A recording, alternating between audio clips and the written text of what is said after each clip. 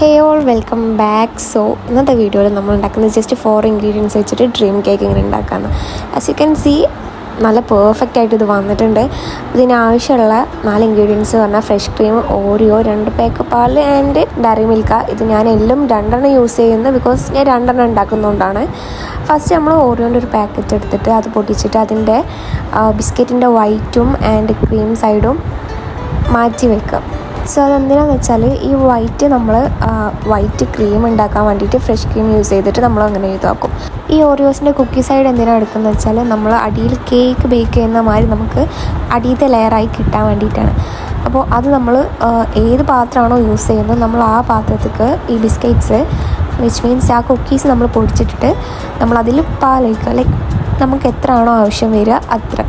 ഇതിപ്പോൾ ഞാൻ ഒരു ഹാഫ് ഗ്ലാസ്സിൽ പാലൊഴിച്ചിട്ട് അതൊക്കെ ഞാൻ ഒഴിച്ചേക്കാണ്. അതിൽ നമ്മൾ ബേക്കിംഗ് സോഡയും കൂടി ആഡ് ആക്കുന്നുണ്ട് ബിക്കോസ് അത് ബേക്ക് ആവാൻ വേണ്ടിയിട്ടാണ്. അത് നമ്മൾ മിക്സ് ചെയ്യുമ്പം നമ്മൾ ആ ഒരു അളവിനനുസരിച്ച് നമ്മൾ മിൽക്ക് ആഡ് ചെയ്തുകൊണ്ടേ ഇരിക്കുക. അതൊരു നല്ലൊരു ടെക്സ്ചറായി വരുന്ന വരെ നമ്മൾ മിക്സ് ചെയ്തുകൊണ്ടേ ഇരിക്കുക.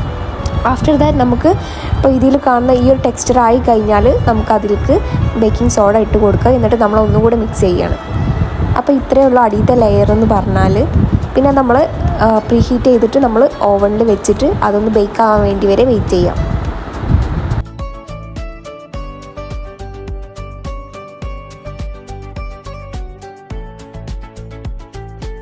ഒരു 5 മിനിറ്റ് പ്രീഹീറ്റ് ചെയ്തിട്ടാണ് ഞാനിവിടെ ഓണാക്കി വെക്കുന്നത്. അപ്പോൾ അതുവരെ വെയിറ്റ് ചെയ്യുന്ന ക്ഷമയില്ലാത്ത എൻ്റെ അനിയനെയാണ് നിങ്ങളിവിടെ കാണുന്നത്.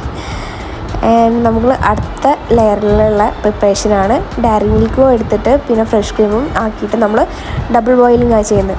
അതെന്തിനാ വെച്ചാൽ നമ്മൾ അടിയിൽ പിടിക്കാണ്ടിരിക്കാൻ വേണ്ടിയിട്ട്.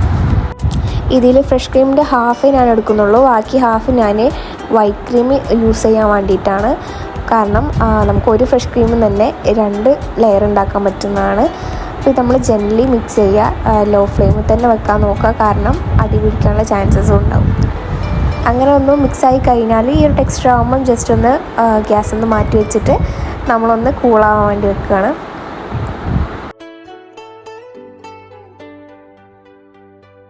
അപ്പോൾ ഇതിനൊരു 10 to 15 മിനിറ്റ് ആയിട്ടുണ്ട്. അപ്പോൾ ഞാൻ ജസ്റ്റ് ഒന്ന് കേക്ക് ബേക്ക് ആയിട്ടുണ്ടോ എന്ന് നോക്കി. അപ്പോൾ ഓൾമോസ്റ്റ് ഡൺ ആയിട്ടുണ്ട്. അപ്പോൾ ഞാനതൊന്ന് എടുത്തിട്ട് മാറ്റി വെക്കുന്നുണ്ട്. പിന്നെ ഞാൻ ജസ്റ്റ് ഒന്ന് കൺഫർമേഷൻ ടൂത്ത് പിക്ക് എടുത്തിട്ട് ഒന്ന് കുത്തിയിട്ട് നോക്കി. അപ്പോൾ അത് ഓൾമോസ്റ്റ് ആയിട്ടുണ്ട്. പിന്നെ ഒരു ഫോർക്ക് എടുത്തിട്ട് ജസ്റ്റ് ഞാൻ എല്ലാ സൈഡിലും ഒന്ന് കുത്തുന്നുണ്ട്. എന്നിട്ട് അതിലേക്ക് ജസ്റ്റ് കുറച്ച് മിൽക്ക് ഒഴിക്കാൻ വേണ്ടിയിട്ടാണ്. കാരണം നമ്മൾ യൂഷ്വലി കേക്ക് ബേക്ക് ചെയ്യുമ്പോൾ നമ്മൾ ഷുഗർ സിറപ്പല്ല യൂസ് ചെയ്യുക, ബട്ട് ഇതിൽ നമ്മൾ മിൽക്കാണ് യൂസ് ചെയ്യുന്നത്. അതൊന്ന് കുറച്ച് സ്പോഞ്ച് ആവാൻ വേണ്ടിയിട്ടാണ്. അതൊന്ന് എല്ലാ സൈഡിലും ആവുന്ന വരെ ജസ്റ്റ് ഒന്ന് ഇങ്ങനെ ഞാൻ പാലൊഴിച്ച് കൊണ്ട് നിൽക്കുന്നുണ്ട്. പിന്നെ അത് കഴിഞ്ഞാൽ നമ്മൾ സെക്കൻഡ് ലെയർ വിച്ച് മീൻസ് നമ്മൾ ഡയറി മിൽക്ക് മെൽറ്റ് ആക്കിയിട്ട് വെച്ച ആ ഒരു പോർഷന് നമ്മളിവിടെ ആക്കുകയാണ്. അതൊന്ന് ജസ്റ്റ് എല്ലായിടത്തും ആക്കി ഒന്ന് മിക്സ് ചെയ്യുന്ന വരെ ഒന്ന് കൂളാക്കാൻ വെക്കുക. അപ്പോൾ നമുക്ക് നെക്സ്റ്റ് ലെയർ സെറ്റ് ചെയ്യാണ്ട് അത് വരുന്നത് വൈറ്റാണ്. നമ്മൾ നേരത്തെ എടുത്ത് വെച്ച ഓറിയോ ബിസ്ക്കറ്റ്സിൻ്റെ വൈറ്റ് ക്രീം.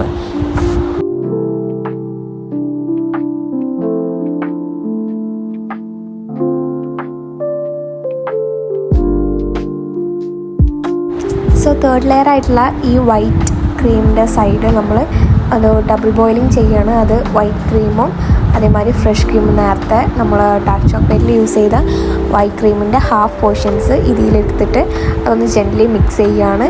അതൊന്ന് മിക്സ് ചെയ്ത് നല്ലൊരു ടെക്സ്ചർ ആകുമ്പോൾ നമ്മളതൊന്ന് കൂളാക്കാൻ വേണ്ടി വെക്കുകയാണ്. അത് മാക്സിമം ക്രീം ആയതുകൊണ്ട് ഒന്ന് നന്നായിട്ട് മെൽറ്റ് ആവാൻ നോക്കുക. പിന്നെ അത് കഴിഞ്ഞാൽ ഈ ഒരു ടെക്സ്ചർ ആകുമ്പോൾ തന്നെ നമുക്ക് അത് മാറ്റി വെക്കാം. ഇതൊന്ന് മെൽറ്റായി കഴിഞ്ഞാൽ ഒരു അറ്റ്ലീസ്റ്റ് ഒരു 5 മിനിറ്റ് ഫ്രിഡ്ജിലോ ഫ്രീസറിൽ വെക്കുന്നത് കുറച്ചുകൂടി ബെറ്റർ ആയിരിക്കും. അപ്പോൾ നമുക്ക് കുറച്ചുകൂടെ ഈ ഒരു കൺസിസ്റ്റൻസിൽ നമുക്ക് കിട്ടും. അതാവുമ്പം പെർഫെക്റ്റായിട്ട് തേർഡ് ലെയറിൽ സെറ്റായി നിൽക്കും. ഞാനൊരു 5 മിനിറ്റ് ഫ്രിഡ്ജിൽ വെച്ചിട്ടാണ് ഈ തേർഡ് ലെയർ ഞാനിവിടെ ഒഴിച്ചു കൊടുക്കുന്നത്. അപ്പം ഇതേമാതിരി നമുക്ക് പെർഫെക്റ്റായിട്ട് കിട്ടും. പിന്നെ വരുന്നത് 4th ലെയറാണ്. അത് ഡാർക്ക് കോമ്പൗണ്ടാണ് ഞാൻ യൂസ് ചെയ്യുന്നത്. കാരണം നമുക്ക് അത് ഏറ്റവും ടോപ്പിലായിട്ട് നിൽക്കുന്നതുകൊണ്ട് തന്നെ അത് കുറച്ച് ഹാർഡായിട്ട് വേണം. അപ്പോൾ ഡാർക്ക് കോമ്പൗണ്ട് ഒരു 150 ഗ്രാമിൻ്റെ ഒരു പാക്കറ്റാണ് ഞാനിവിടെ യൂസ് ചെയ്തിട്ടുള്ളത്.